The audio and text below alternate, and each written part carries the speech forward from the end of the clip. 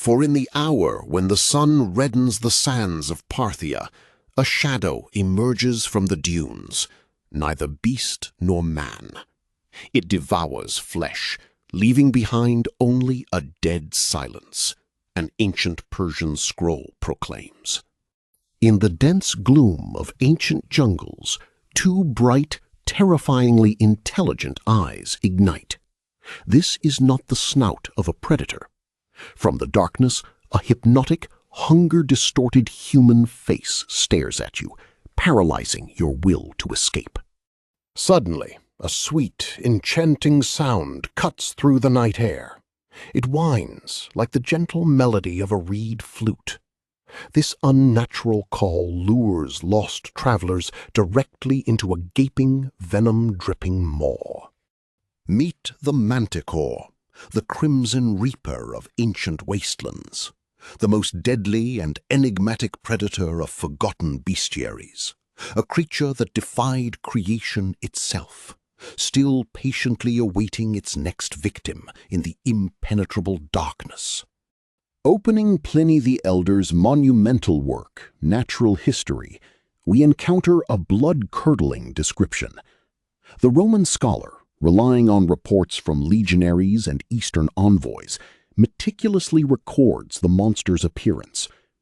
The foundation of its being is the colossal body of a lion, but not of the familiar hue. The manticore's hide burns with the color of fresh blood. This deep crimson shade is not merely a pigment, but a mystical seal, blending with the scorching desert sands and the scarlet sunsets of the east. Beneath this bloody mantle, sculpted knots of muscle ripple, endowing the beast with truly demonic strength.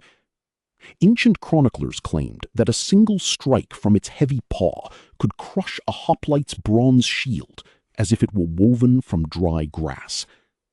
The crimson predator does not stalk. It strides through its domain as the rightful lord of death, whose appearance brings only inevitable doom. But the true primal horror lies behind the lips of that human face. Should the manticore open its jaws, an abyss woven from 3 rows of razor-sharp fangs is revealed. In the works of Aristotle and the treatises of Claudius Aelianus, this anatomical anomaly is described with a shudder. Its teeth interlock like the jaws of a steel trap, leaving not a single gap. They are designed not merely to tear flesh, they grind everything in their path. The thick thigh bones of cattle, the iron chainmail of Persian immortals, heavy leather armor, all crunch and crumble in its maw with terrifying ease. This triple meat grinder operates with mechanical, almost infernal ruthlessness, reducing even the most steel-clad warrior to a bloody pulp before he can utter a dying scream. If the crimson body and monstrous maw bring inevitable death in close combat, the manticore's tail transforms it into a perfect killer at any range. This cumbersome, sting-crowned weapon is inherited from a giant desert scorpion. According to the records of the ancient geographer Pausanias, a cluster of deadly venom pulsates at the tip of this tail, and the tail itself is studded with long, iron-hard spines. The manticore can shoot these poisoned needles over colossal distances like a skilled archer. As soon as a spine pierces flesh, a new one immediately grows in its place, making the monster's arsenal truly inexhaustible. Death from such a wound is instantaneous.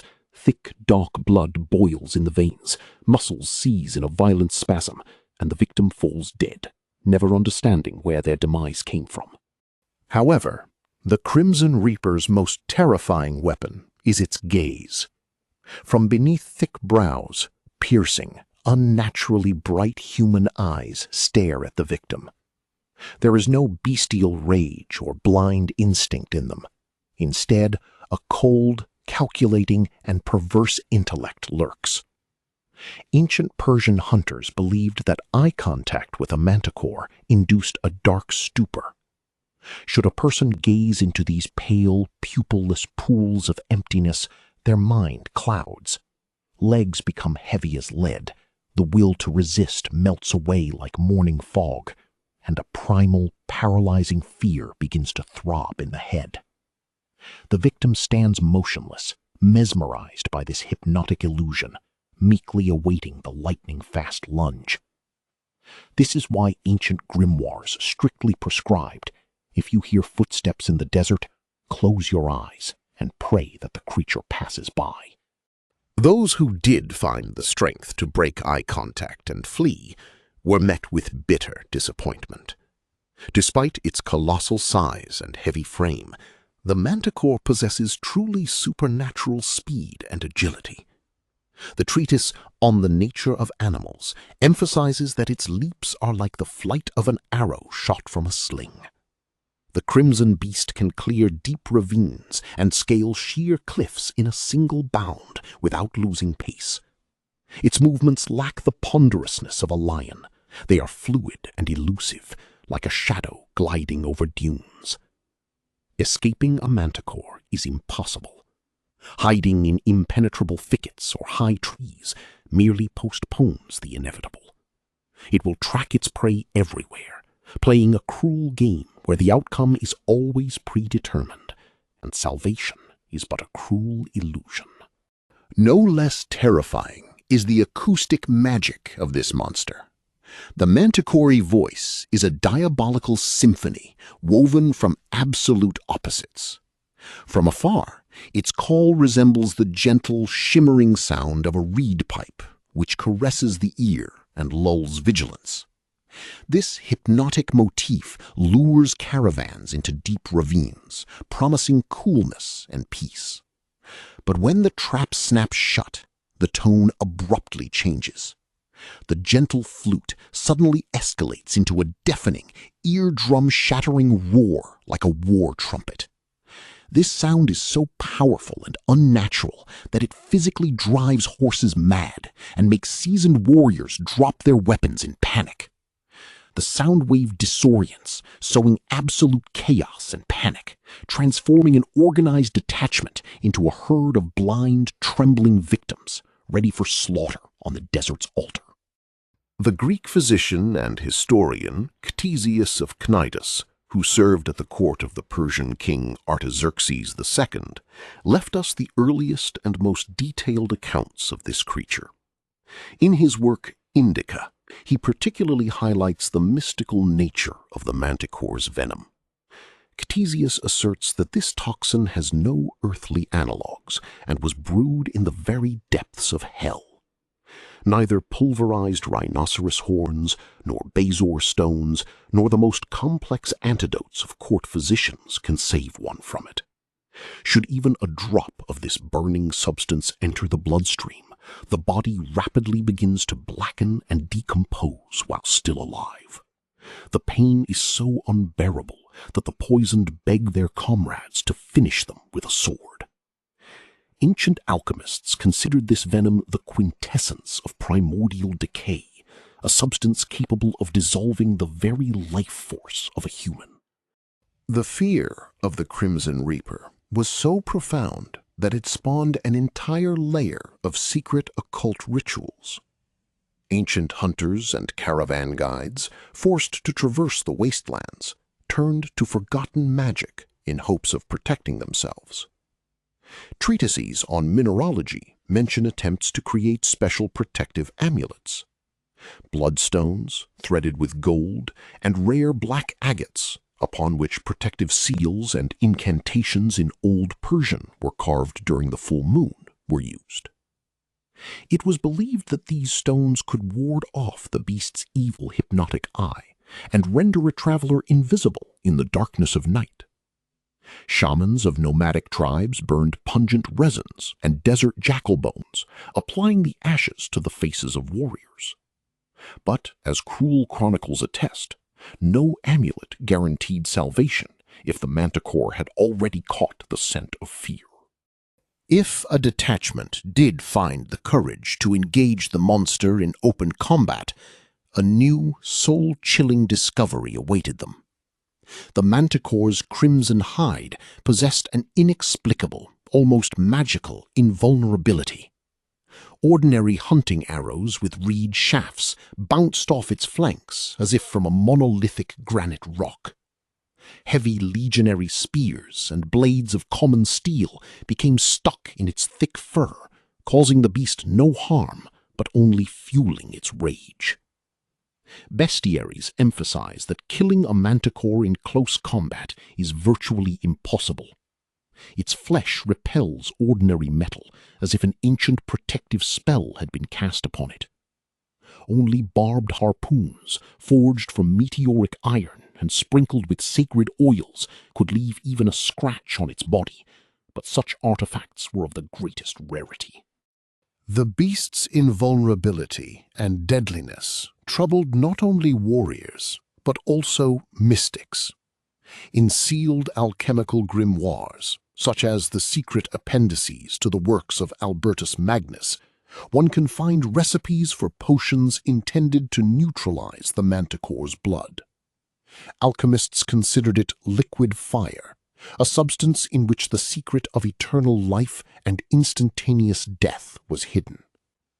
To weaken the monster, rare occult herbs were proposed: mandrake root dug from an execution site, the ashes of burnt belladonna, and the juice of the black lotus. These ingredients were to be mixed in a silver chalice and applied to arrowheads. Theoretically, this poisonous cocktail was supposed to react with the crimson blood and paralyze the beast. However, history has not preserved a single reliable testimony that this recipe worked in practice. The most gruesome detail in manticore mythology is its method of feeding. Unlike ordinary predators, which leave behind gnawed bones and torn flesh, the Crimson Reaper completely erases a human from existence. Horrific accounts from chroniclers state that the monster devours its victim whole. Its monstrous maw swallows bones, skulls, iron armor, leather belts, and even bronze buckles. At the site of the attack, not a single drop of blood, not a shred of torn clothing, nor a fragment of a weapon remains. The person simply vanishes, as if they had never existed on this earth. This terrifying thoroughness gave rise to superstitious dread. It was believed that the manticore devoured not only the mortal body, but also the immortal soul itself, condemning the victim to eternal oblivion in the emptiness of its stomach. Attempting to comprehend the nature of this monster, we inevitably confront a frightening fact. The manticore is not a mindless killing machine driven solely by blind hunger. Behind its bright eyes lies a cold, calculating, and perverse human intellect. It is capable of planning ambushes, assessing the number of armed guards in a caravan, and choosing the ideal moment to attack. The beast skillfully uses terrain features to corner its prey, and masterfully manipulates sound illusions, playing on human weaknesses and fears. This is not a predator's instinct. It is a sadistic pleasure derived from the hunt. The manticore revels in panic. It luxuriates in power over another's life.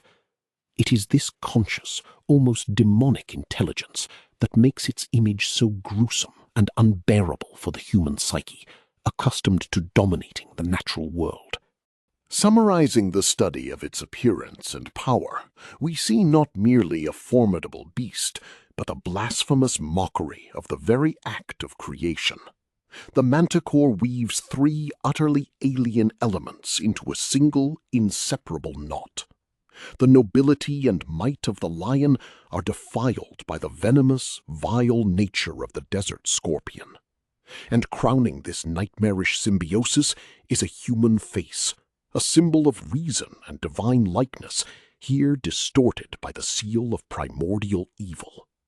This creature defies the natural order of things. It embodies absolute chaos, an error of creation that burst forth from the abyss. Such an unnatural fusion of man, beast, and insect evoked in ancient scholars not just fear, but a deep existential dread. The manticore became living proof that in the darkness lurk forces beyond logic or divine law. Opening the second chapter of our investigation, we turn our gaze to the decayed parchments of ancient maps.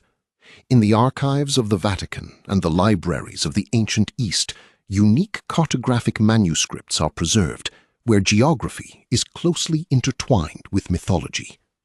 On the yellowed maps of India, Parthia, and the boundless Persian wastelands, one can find special, unsettling markings. Where known trade routes ended and the territory of terra incognita began, cartographers left blood-red seals. These crimson spots, like drops of congealed blood on parchment, indicated the habitats of the Crimson Reaper. Next to them, in calligraphic script, stern warnings were inscribed in Latin and Farsi. Here dwells the Manticore. These marks served not merely as decoration. They were a desperate cry, urging travelers to turn back before their souls were consumed by insatiable darkness. The cursed lands marked on these maps presented the perfect backdrop for a nightmare. These were not mere deserts, but wastelands scorched by the merciless sun, where the superheated air distorted space, creating ominous mirages. The ground here was strewn with sharp stones and carved by deep, scar-like canyons. Along the edges of dried riverbeds stretched impenetrable thorny thickets, their thorns resembling rusty blades. It was in these dead labyrinths that the Manticore set its ambushes. Its crimson hide allowed it to blend perfectly with the red sandstone cliffs and the crimson shadows of sunset. In this oppressive environment, where every stone radiated heat and the wind carried only dust and despair, the monster felt like the rightful master, patiently awaiting those who dared to disturb the peace of its domain. Through these deadly wastelands ran the secret paths of Eastern traders, lured by the thirst for profit. Caravans laden with precious silks, rare spices, and gold attempted to shorten their journey, risking everything. Merchants hired the best mercenaries, armed to the teeth, archers, spearmen, and experienced trackers. But against the Crimson Reaper, human weapons were powerless. In old merchant books kept in Baghdad, there are blood-curdling records of written-off losses. Entire expeditions of hundreds of camels and dozens of guards vanished without a trace in the scorching haze. No bodies, no plundered goods, no signs of struggle. Only empty tents abandoned in the sands, and a ringing silence, interrupted by the distant, mocking sound of a reed flute. These cursed routes quickly gained ill repute, becoming mass graves for those whose greed proved stronger than their instinct for self-preservation. In the archives of the Library of Alexandria, miraculously spared from fire, lost diaries of Alexander the Great's veterans are mentioned. During the grueling Indian campaign, as the great army cut its way through wild jungles, soldiers encountered an insurmountable horror. Under the cover of the suffocating eastern night, sentries disappeared one by one. Surviving fragments of General Nearchus's letters describe gruesome nocturnal attacks by unseen predators. These were not tigers or lions. The surviving Macedonian hoplites, whose hearts had not faltered before war elements, turned gray with fear, recalling the hypnotic gaze of bright human eyes flickering in the darkness. They wrote of swift crimson shadows that glided silently between the trees, and how the heavy bronze armor of the phalangites was crushed like fine silk under the onslaught of monstrous jaws. The beast collected its bloody tribute, leaving no chance for salvation. Researchers of occult mysteries still find confirmation of these grim legends among the ruins of forgotten temples deep within Indian forests. On the basalt slabs of ruined sanctuaries dedicated to nameless deities, deep furrows are clearly visible. These are not traces of erosion, nor the work of human hands. Enormous claws, capable of crumbling hard rock, left gruesome marks on the stones. The edges of these furrows are melted, as if the beast's claws exuded the unbearable heat of the underworld or corrosive acid. Local Brahmins whisper that these temples were erected on the sites of ancient battles with the Crimson Reaper. The architecture of these structures is striking in its unnaturalness. Narrow passages and massive iron grates served not for protection against humans, but for desperate defense against a presence that made the blood run cold even in the bravest warriors. To appease the insatiable master of the desert, local tribes living on the borders of the cursed lands resorted to the darkest and bloodiest rituals. Apocryphal texts of early missionaries describe gruesome altars built from skulls blackened by time. At night, when the moon turned the color of fresh blood, priests offered human sacrifices. They tied captives to stone pillars on the outskirts of the settlement, leaving them to be torn apart in the darkness. To the monotonous beat of ritual drums, the tribe fearfully awaited the appearance of the Crimson Shadow. It was believed that if the beast accepted the offering, it would not touch the village for another lunar cycle. These terrible customs testify that the Manticore was perceived not merely as a fierce predator, but as a vengeful deity demanding regular tribute of living flesh and beating hearts. The visual embodiment of this primal fear can be found in exquisite yet unsettling Persian miniatures from the Safavid era. On these fragile pages, painted with gold and ground lapis lazuli, scenes of desperate manticore hunts are depicted. The color palette of these works is imbued with oppressive anxiety. Heavy sandy, yellow, and crimson tones dominate. Artists conveyed with terrifying accuracy the contrast between noble riders on lavered akaltekes and the monstrous nature of the beast. At the very center of the composition, the monster's hypnotic, eerily calm human face, framed by a lion's mane, always stands out. Its gaze in the paintings seems to penetrate the viewer's soul, paralyzing the will. These miniatures served not as decorations for palace libraries, but as unique magical talismans, an attempt to capture and bind evil power on paper, preventing it from breaking into the real world. With the advent of the Dark Ages, the image of the Crimson Monster penetrated European cartography, finding its place on the famous Mappa Mundi maps. In the medieval mind, the world was strictly structured, and the Manticore was always depicted at the very edge of the known oikoumene, where order ended and primordial chaos began. Next to its figure, cartographers inscribed in Gothic script, "Here dwell monsters." This was not a mere metaphor. For a European monastic scribe who never left the walls of his monastery, the distant East appeared as a focal point of demonic forces. The Crimson Reaper on these parchments symbolized an absolute, incomprehensible threat awaiting the Christian soul beyond the bounds of saving civilization. It became a visible embodiment of sin and mortal danger, guarding the world's borders, where no righteous person should tread without a holy crucifix and fervent prayer. According to rare cryptozoological treatises of the time, the Manticore not only roamed the wastelands, but also established deep underground lairs.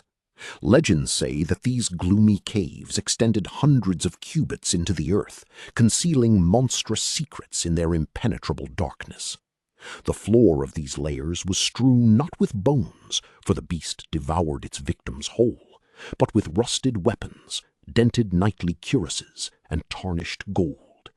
Warriors and greedy merchants, swallowed alive, left behind only these silent testimonies of past glory and wealth. Alchemists believed that in the very center of such a lair, the earth was permeated with the monster's poisonous saliva, giving birth to rare bloodstone crystals. These dark dungeons lured madmen who believed that the untold treasures of lost caravans still awaited anyone who could outwit the vigilance of the millennia-old guardian.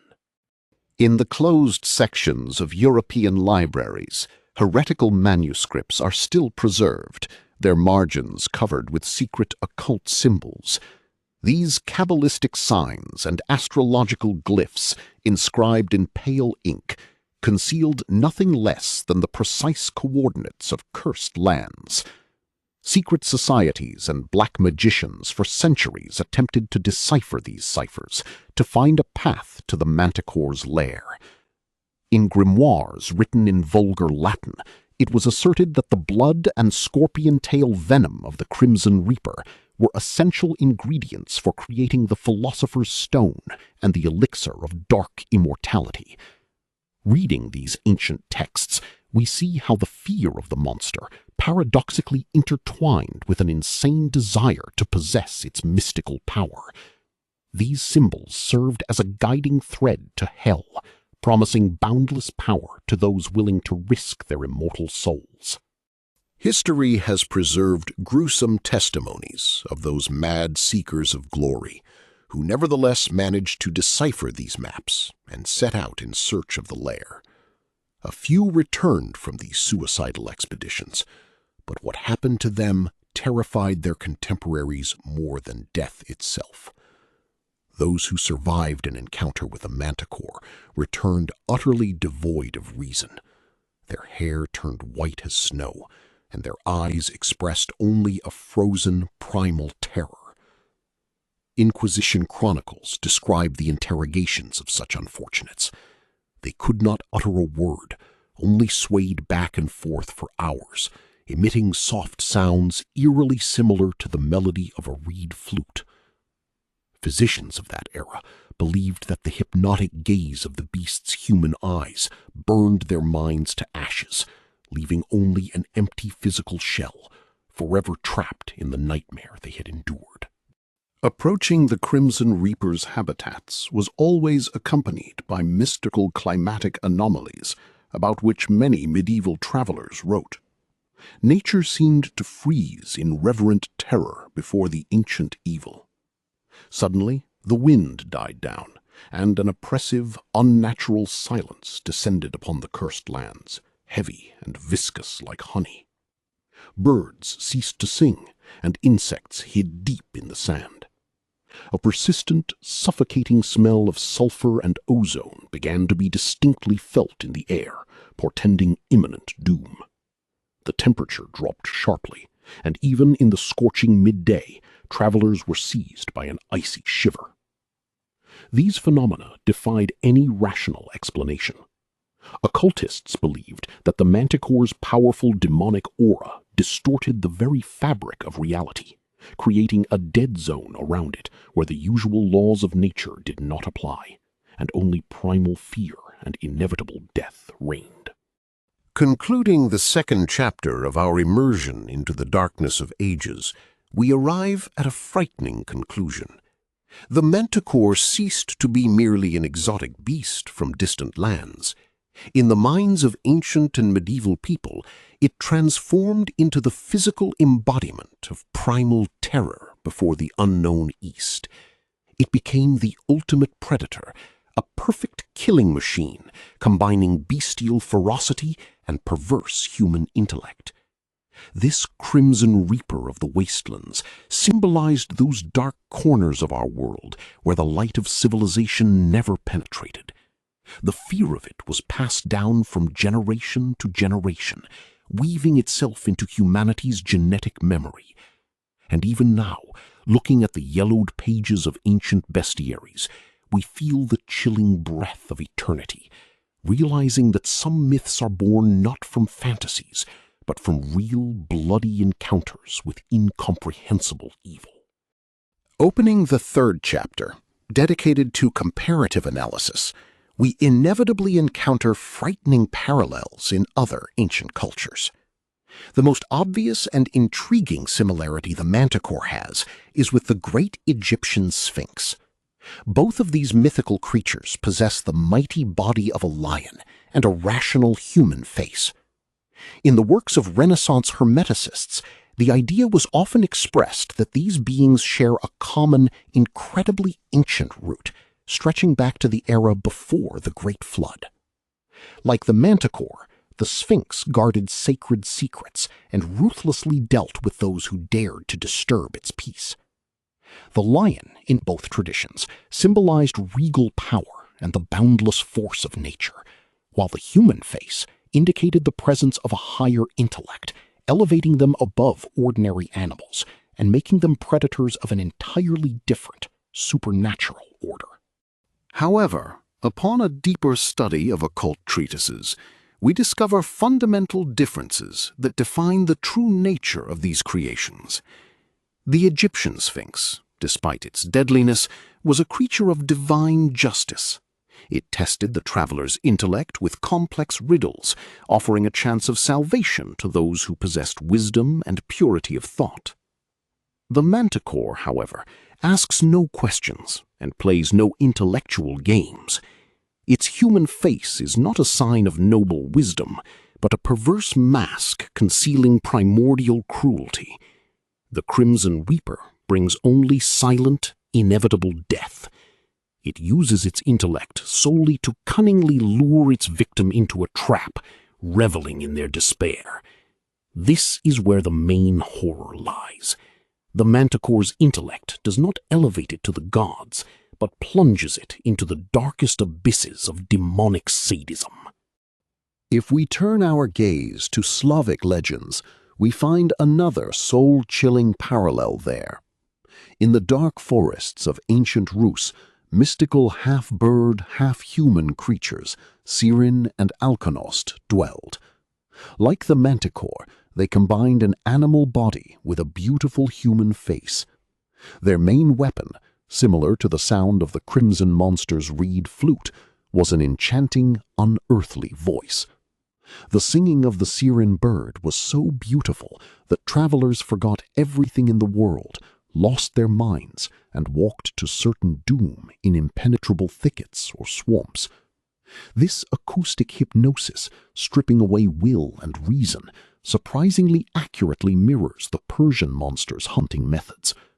In both cultures, we see a deep archetypal fear of a beautiful sound that harbors a deadly threat, deceiving the senses and luring into darkness. No less intriguing is the comparison with the chimera from ancient Greek mythology.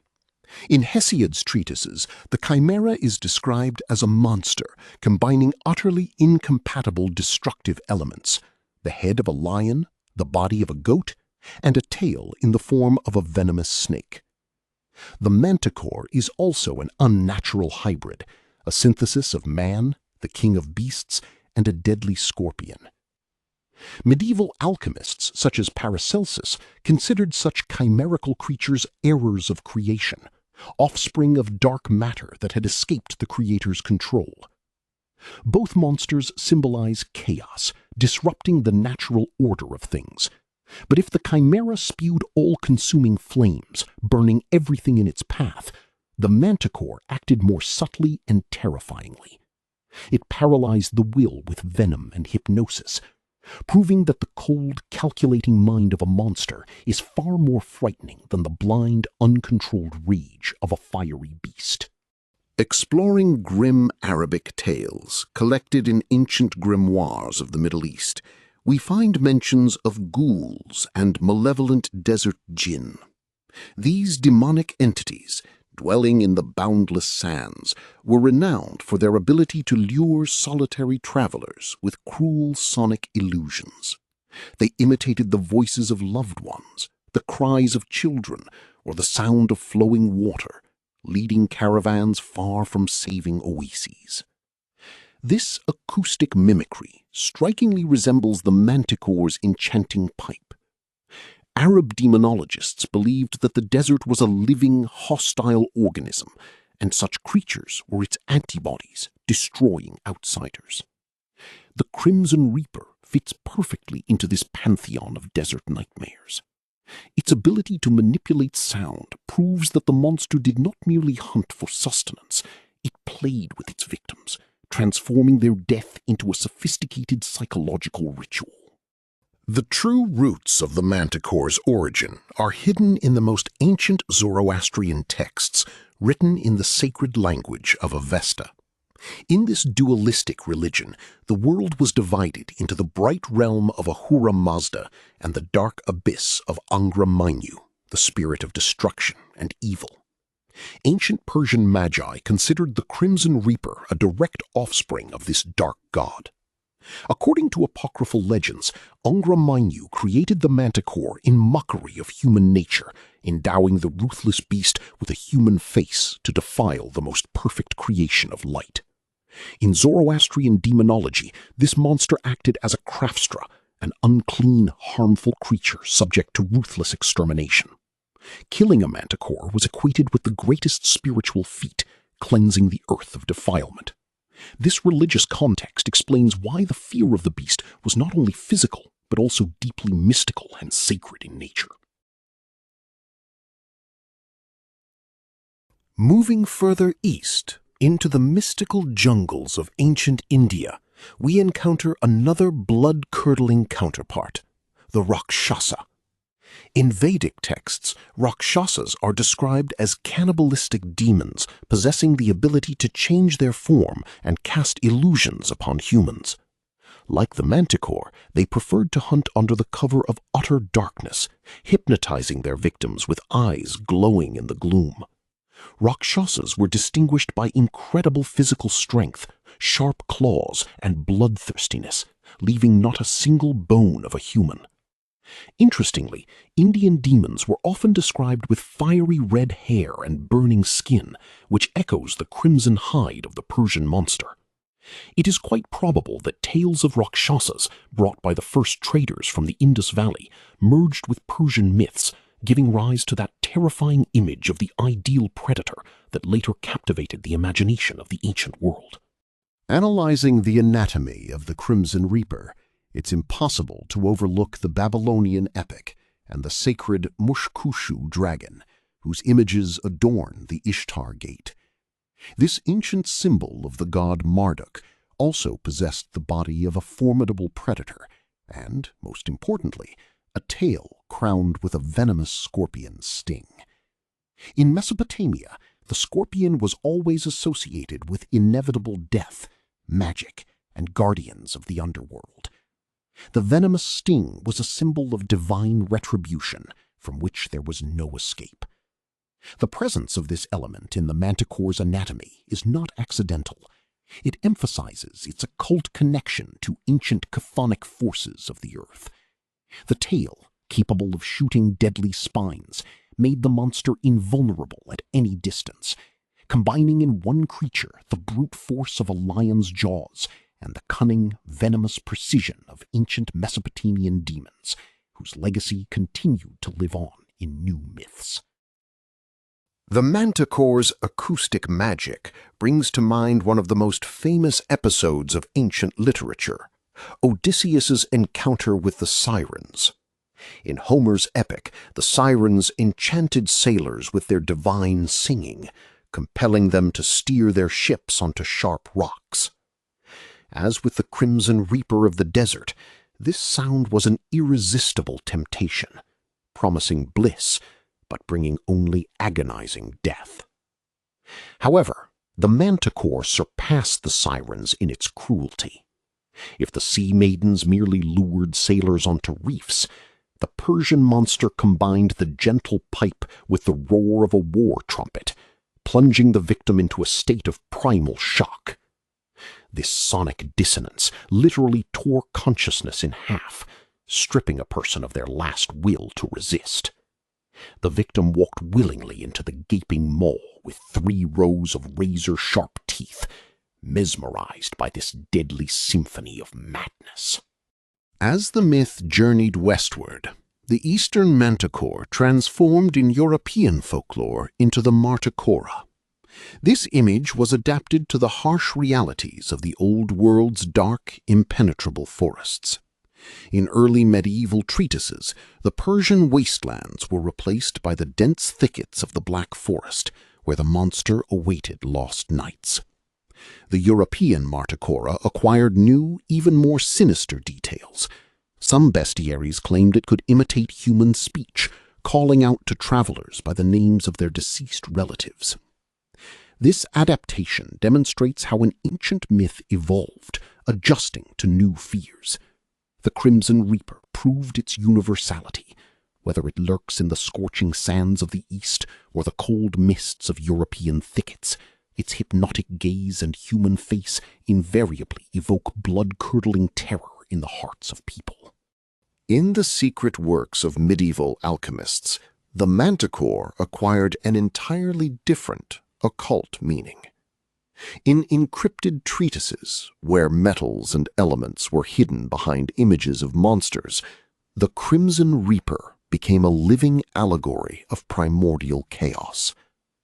Alchemists saw in this unnatural fusion of man, lion, and scorpion the embodiment of uncontrollable dark matter, prima materia, which had not undergone divine purification. This beast symbolized destructive force, that wild, untamed energy capable of devouring the very essence of the philosopher's stone if the adept made a mistake in their transmutations. The poisonous tail was associated with corrosive acids, and the 3 rows of teeth with the ruthless process of calcination, grinding everything into oblivion. Thus, the Manticore transformed into a secret cipher, warning the initiated of the mortal danger lurking at the very bottom of the alchemical crucible, where true flame is born. The great thinker and mystic Albertus Magnus, in his works, made a desperate attempt to classify the demonic nature of this unholy hybrid.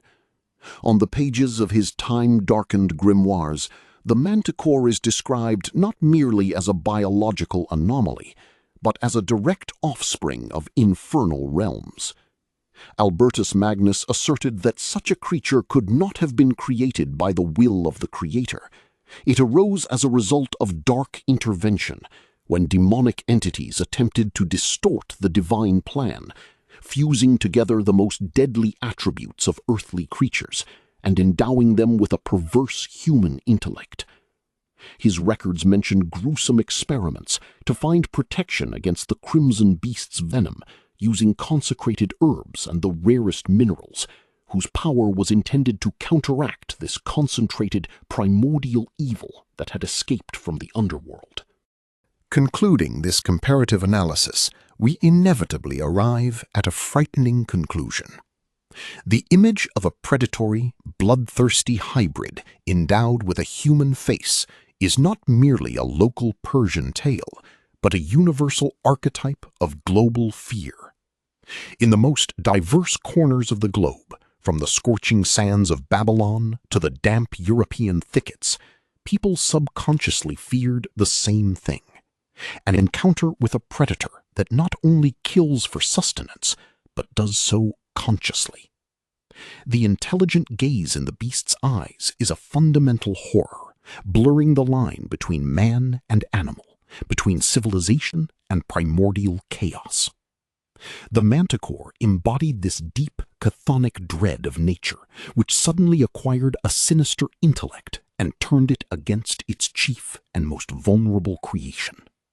With the onset of the grim Middle Ages, the myth of the Crimson Reaper finally crossed the boundaries of the ancient world and firmly established itself in the pages of Christian bestiaries. In these richly illustrated manuscripts, the Manticore appears not merely as an exotic predator of the East, but as a powerful theological symbol of diabolical deception. Monastic scribes, rendering its image on parchment with a shudder, saw in this creature an ideal metaphor for Satan. Just as the devil entices sinners with sweet words, so too does the Manticore charm travelers with the sounds of a gentle flute, concealing its deadly venomous essence behind an illusion of beauty. Its human face came to be interpreted as a mask of false piety, behind which lurked an insatiable maw, ready at any moment to tear apart a naive soul that succumbed to diabolical temptation in the darkness. This gruesome symbolism also found its reflection in monumental art. On the walls of ancient cathedrals and in the carved ornaments of Gothic temples, blood-curdling frescoes and bas-reliefs can still be found. There, the Manticore embodies one of the most terrible vices, the sin of hypocrisy. The irony lies in the fact that it was precisely its human appearance that made the monster the ideal embodiment of this sin. Parishioners, gazing at the creature's hypnotic face crowning a lion's body with a scorpion's sting, received a vivid lesson. Evil rarely comes in an overtly ugly guise. More often, it looks at us with clear, understanding eyes, smiles, and speaks with an enchanting voice before delivering a deadly, poisoned stab in the back. Thus, the Eastern myth became a powerful tool for the spiritual intimidation of the European flock. During the Renaissance, when interest in antiquity flared anew, the image of the Manticore penetrated the dark heraldry of aristocratic houses. The crimson beast ceased to be exclusively a religious symbol and transformed into an ominous emblem of ruthless secular tyranny. Some cruel rulers and condottieri were drawn to the idea of associating their power with the most deadly predator of ancient bestiaries. A manticore on a coat of arms conveyed a clear message to enemies. The bearer of this emblem is cunning like a man, fierce like a lion, and ready to deliver a sudden, deadly sting to the back like a scorpion. Images of the creature, rendered in blood-red and gold tones, adorned knightly banners and ceremonial armor, instilling primal terror in the hearts of those who dared to challenge its powerful and merciless master. Parallel to heraldry, the Manticore occupies its honored, dark place in grim treatises on demonology. Authors of these occult books, such as Johann Weyer, described with chilling meticulousness the hierarchy of infernal legions, where the crimson beast was often mentioned as one of the powerful servants of hell. In these texts, the Manticore is no longer merely an animal, but a demonic entity of a lower order, summoned by black magicians to eliminate enemies. Grimoires contained strict warnings. Invoking this creature requires colossal spiritual strength, for its poisonous breath and hypnotic whisper are capable of driving the conjurer himself mad. Having absorbed the fears of entire generations, the Manticore finally lost its connection to biology, transforming into a pure, concentrated horror, awaiting its hour beyond the thin veil of reality. This infernal fear of the Manticore was actively used by rulers to intimidate their political enemies. In the corridors of European palaces, whispers circulated about secret dungeons where monarchs supposedly kept live Crimson Reapers brought from distant Eastern expeditions. The threat of being thrown to a monster with a human face was far more terrifying than a conventional execution. Legends claimed that the Manticore did not merely kill, it devoured its victim whole, erasing their very existence from the material world, leaving neither bones nor scraps of clothing for Christian burial.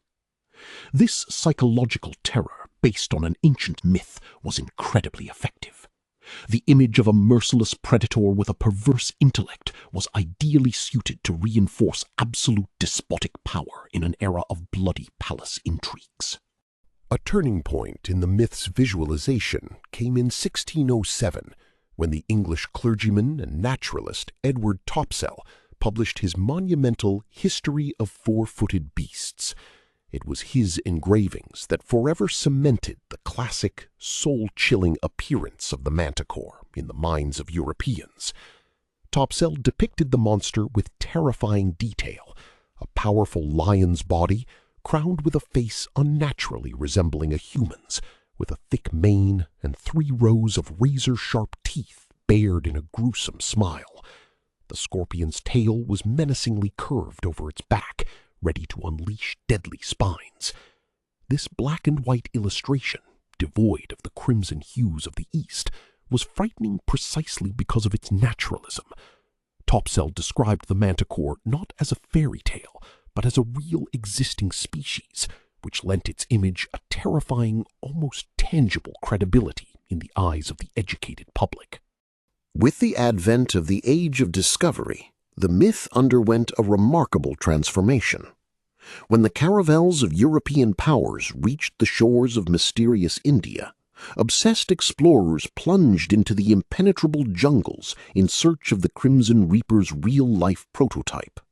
They carried ancient bestiaries and topsails engravings, firmly believing that in the green gloom of the tropics, an encounter with the very creature from ancient legends awaited them.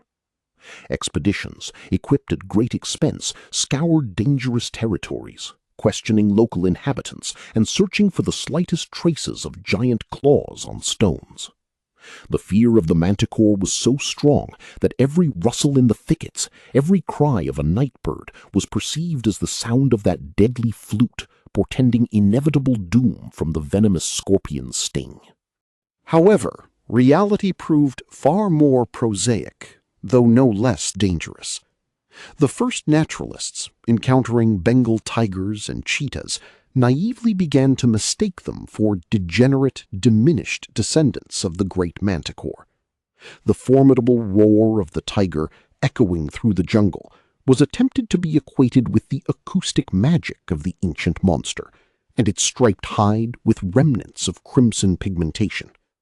Scholars of the time wrote in their reports that the beast described by Pliny the Elder had likely lost its scorpion tail through evolution or due to climate change. These misconceptions vividly demonstrate how desperately the human mind tried to rationalize primal fear. People wanted to believe that the ancient evil had degenerated, transforming into an ordinary, albeit large, predator that could now be killed with a musket. But the mystical essence of the Manticore could not simply vanish in dry zoological reports. In the 19th century, amidst a widespread fascination with spiritualism and esotericism, the image of the Crimson Reaper plunged deeply into occult literature. Secret orders and closed societies once again turned to ancient grimoires, seeking in the monster's image hidden keys to controlling dark energy. In their rituals, the Manticore became a symbol of an astral guardian, protecting forbidden knowledge from the uninitiated. It was believed that black magicians could summon a phantom image of this creature for mental attacks. The poisonous scorpion's sting was interpreted as a curse affecting the victim's ethereal body, and the hypnotic gaze of the human face as a tool for suppressing another's will in subtle worlds, inaccessible to the ordinary observer. At the same time, the Crimson Reaper penetrated the pages of grim Gothic novels, where it assumed the role of an unseen, eternal guardian of ancient family curses. Writers masterfully used this image to heighten an atmosphere of hopeless dread. In their works, the Manticore rarely appeared openly. More often, it was merely an ominous silhouette, flickering in the moonlight among the ruins of ancient abbeys, or the enchanting sound of a flute emanating from abandoned crypts. The monster became the embodiment of past sins, haunting noble lineages for generations. It waited in the darkness of tombs, ready to tear apart anyone who dared to disturb the peace of the dead. Thus, the ancient Persian predator organically wove itself into the aesthetic of European Gothic, becoming a symbol of inescapable retribution for the dark secrets of the aristocracy. The transition into 20th century pop culture proved fatal for the Manticore. With the development of cinema and tabletop role-playing games, the Crimson Reaper, once instilling primal terror, gradually began to lose its mystical aura. From an embodiment of diabolical deception and alchemical chaos, it transformed into an ordinary fantasy monster, another target for heroes with swords. To cater to spectacle, creators of games and films began to add webbed wings, spikes, and fiery breath to the creature, completely ignoring its original terrifying essence. The Manticore became merely a chunk of meat with high hit points and a poisonous attack. That very soul-chilling hypnotic gaze and perverse human intellect about which ancient chroniclers wrote with shudders were irrevocably sacrificed to the cheap entertainment industry. This ruthless critique of modern interpretations is absolutely justified. Current popular culture has utterly forgotten what made the Manticore truly terrifying. They try to scare us with enormous fangs and computer-generated roars, but all of this pales before the true, ancient description. The genuine horror lay not in the beast's size or the amount of venom. It was hidden in the unnatural combination of incompatibles.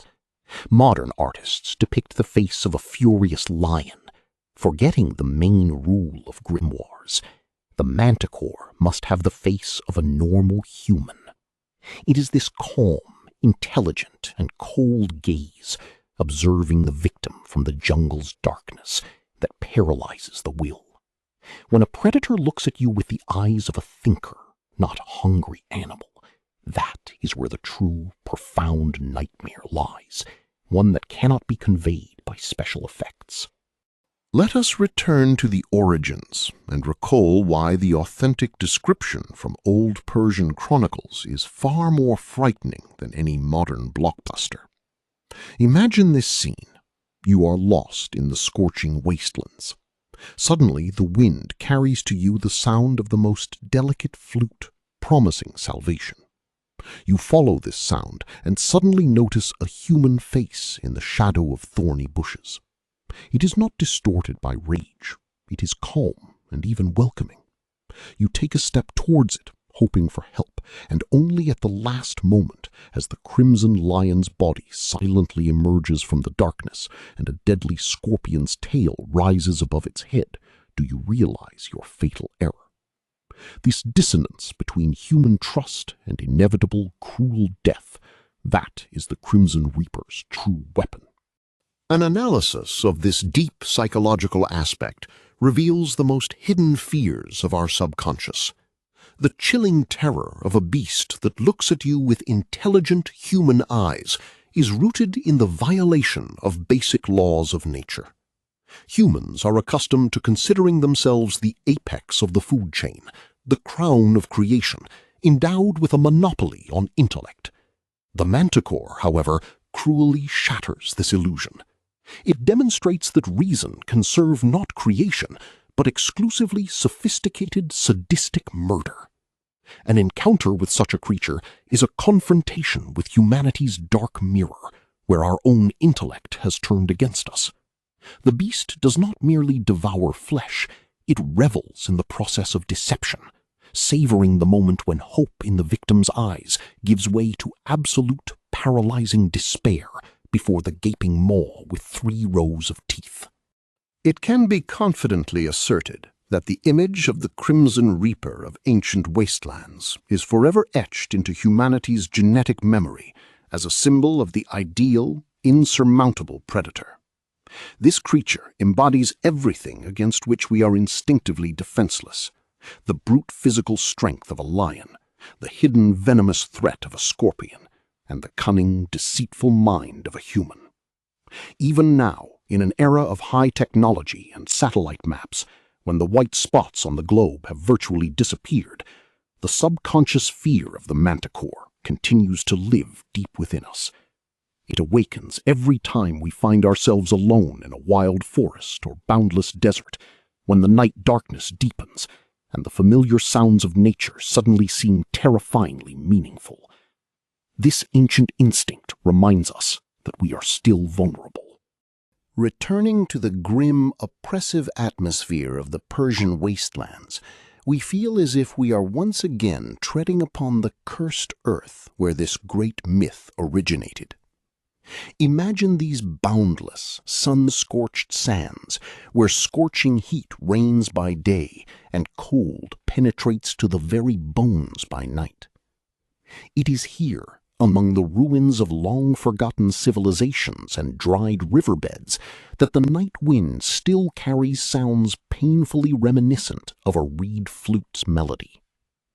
Local nomads, even in the 21st century, prefer not to stray far from the light of their campfires, knowing that the darkness beyond the illuminated circle conceals ancient secrets. They remember their ancestors' legends of a crimson shadow gliding over the dunes and of hypnotic bright eyes that know no mercy. Concluding our immersion into the history of the most deadly predator of ancient bestiaries, it is worth pondering this. Our planet is vast, and despite all scientific achievements, unexplored, forgotten corners of the Earth may still conceal something unimaginable in their dark depths. The impenetrable jungles of the Amazon, the deepest caves of Asia, the lost canyons of Africa. Who knows what ancient monsters lie hidden there, awaiting the era of human might? The compilers of ancient grimoires and ancient chroniclers did not lie to us. They merely desperately warned future generations about the evil that is always near. And perhaps right now, as you listen to this tale, somewhere in the impenetrable darkness of wild jungles, a hypnotic human face flickered, and the silence was broken by the gentle, enchanting sound of a flute. Gazing into the yellowed pages of treatises, reading the uneven handwriting of monks and alchemists, we are obliged to acknowledge one frightening truth. The compilers of ancient grimoires, such as Albertus Magnus or the nameless authors of Byzantine bestiaries, did not lie or invent tales to entertain the masses.